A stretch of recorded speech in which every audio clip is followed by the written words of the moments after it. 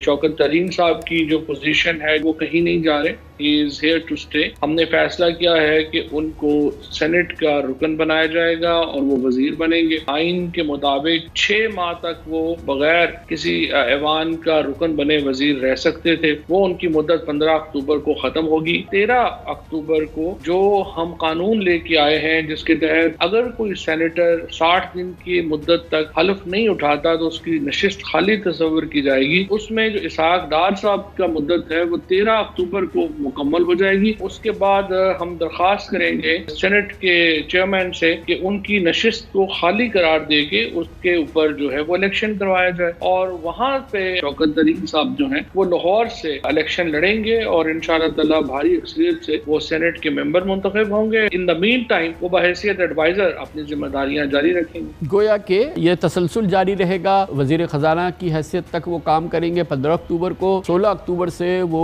मुशीर खजाना हो जाएंगे वजीर आजम के।